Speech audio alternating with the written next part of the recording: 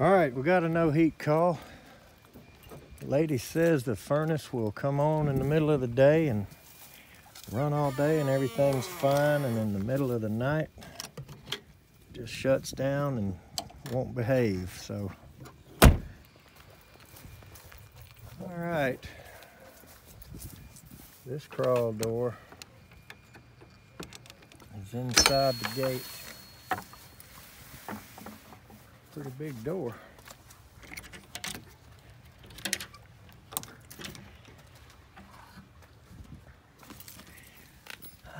Let's see what we got. I thought I saw a light back here. Okay, so if there is such a thing as a nice crawl space, this is it. It's plenty of height. Got plastic on the ground. Appears to be pretty dry. So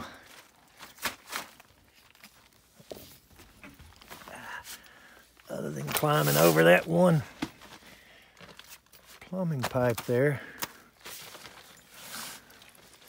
got a pretty good work area. And looks like we've got good rise on the flue pipe, so not going to suspect that water issue. And let's see what that code says.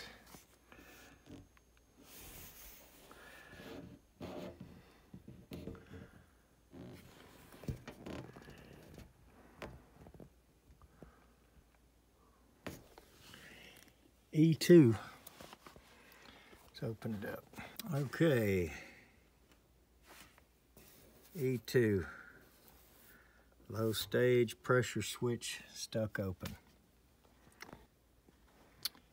Okay.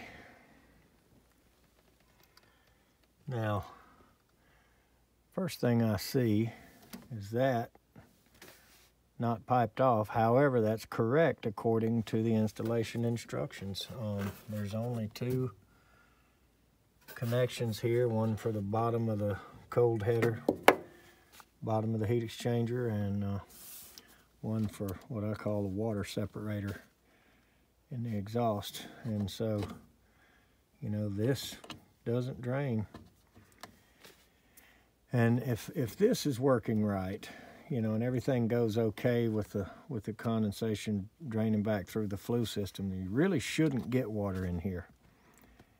But as long as it's going into a trap, I just think you're more fail-safe to have that. But nonetheless, that doesn't appear to be what's bothering us here this time. Okay, so low pressure or low stage pressure switch stuck open was our code. So what we got to do, and we may have to look on the schematic and figure out which one of these is for low, which one is for high. So while we may see a little bit of something as far as parts identification on the schematic, I don't think it has any hose routing or anything on it. The only reason we'll be able to identify these is because they have wires going to them. So the low fire pressure switch is going to be the one that is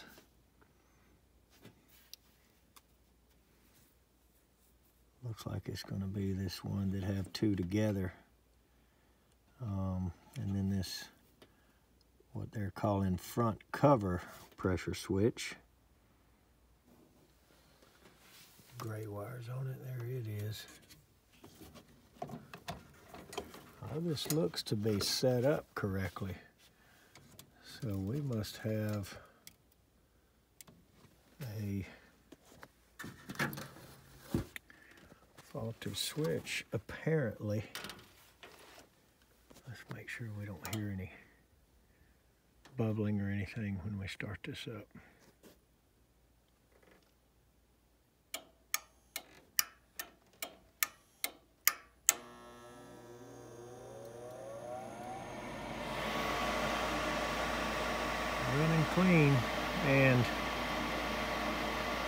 reset,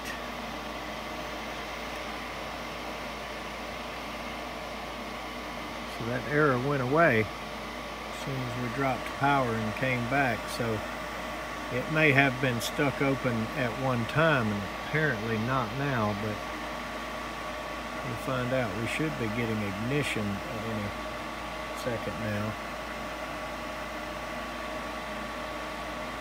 Well, E2 is back. Okay.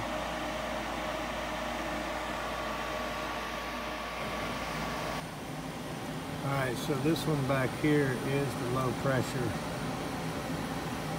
switch. It didn't stay in low long, it went straight to high. So obviously it's either jumped here or the thermostat is far enough behind.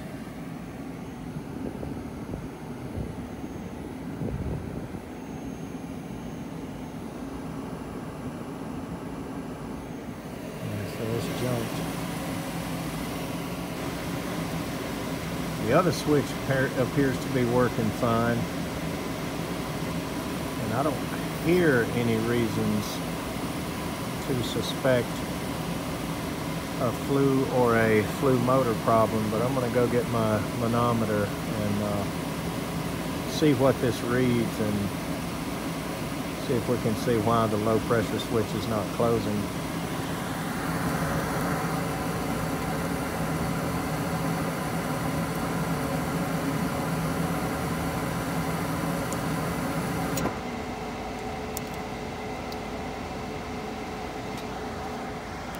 Okay, so obviously both of them have to be closed.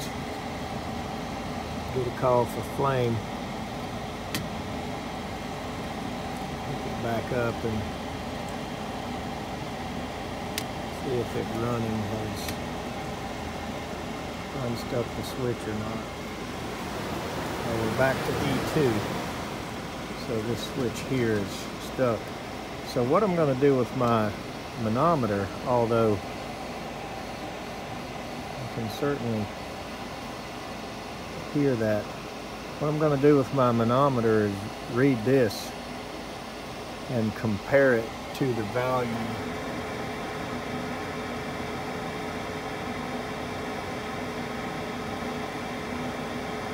.30 is what should close this switch.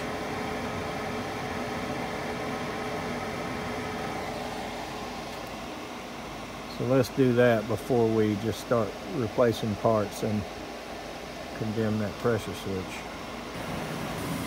So let's go get our manometer and hook it up here and follow the whole thing through procedure and see if we can see whether this switch is actually got the vacuum that it should operate, or whether something else is going on here. That's the easiest way to tell. Of course, when I walk by the end of the flue pipe, I'm going to look and see if there's anything in the end of it or whatever, but I'm leaning towards the switch being faulty, but let's find out.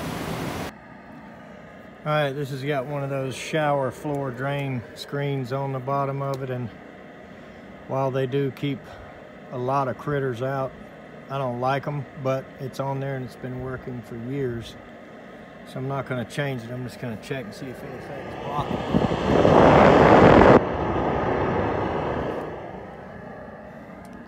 Fogs up the camera, so to get a quick look or stick my head up under here. I don't really want to.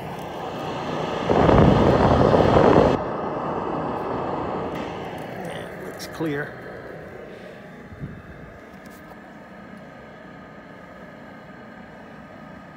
And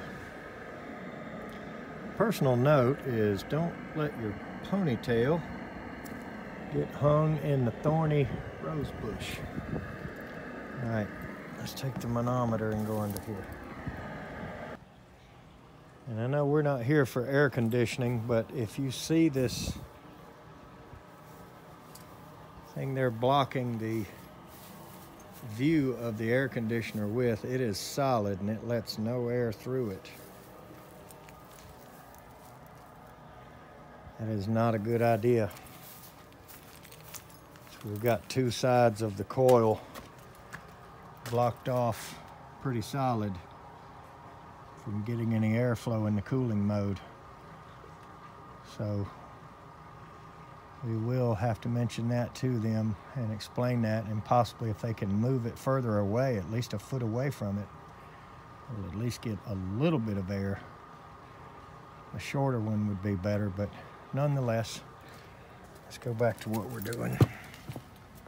Okay, so it's satisfied right now, and I asked the customer to move it up to 75. And I have added a T. Here's the line coming from the pressure switches, and I added a T here and hose and tied in my manometer. And what I want to see is obviously, are we reaching the value required to close the switch or greater? And if we are not, then it's not going to be the switch. If we're reaching, you know, at least the 0.30 required to close the switch or more, and the switch is not closing and we're getting the error, then obviously the switch is bad. Now, what concerns me a little bit is it seems to work fine throughout the day, and when it's cold late at night is when it does not, when it doesn't operate properly, and when it errors out and we come and see this. Now, I've deduced that from the descriptions the lady has given us. I'm not sure how it can reset without flipping power off and on, and possibly just turning the thermostat off and on will let some boards reset, but it still had its error on it when we came here today, and she had told us it did not come back on this morning, and I said, well, good, I'll try to come catch it before it does.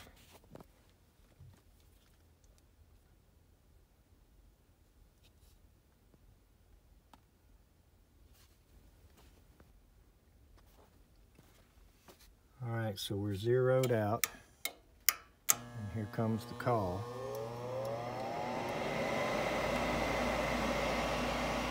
And we definitely should be closing the low switch, and we are, because we're not getting the error. When the induced draft slows down, it'll slow down a little bit, so obviously the colder air is somehow making it either tougher for the switch to close or tougher for the induced draft to pull down and close it far enough. But I tell you what, I'm as strong as it is, and that's in low.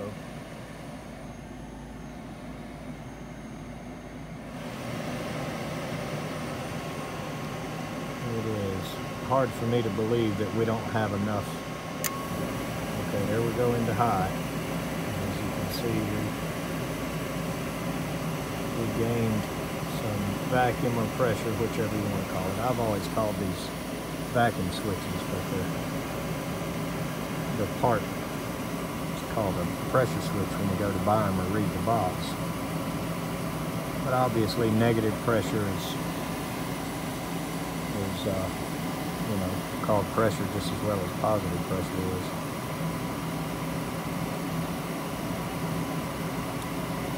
So with this much, it's hard for me to believe that a variance from, you know, the more dense, colder air at night, it's hard for me to believe that that is going to that drastically change this value.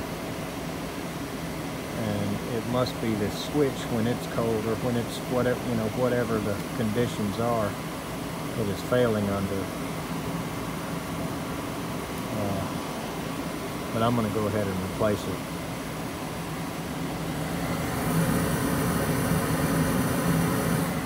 And hopefully that's going to put an end to the issue. So, as some of you might have seen before, this is my little Harbor Freight case that I really like. There's not a lot of stuff from Harbor Freight that I do like, especially not any of the tools. You could probably call those disposable tools. But these little cases here, although I did have one that the handle broke from, but these little cases are really handy, and I like them. I like that for the manometer, and I've got a smaller one with my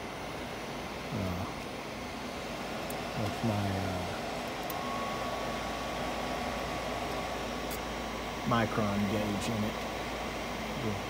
I don't use it very often, but do have one, the little blue vac deal. All right, so let's stick the doors back on it so that while it operates throughout the day, she's got heat.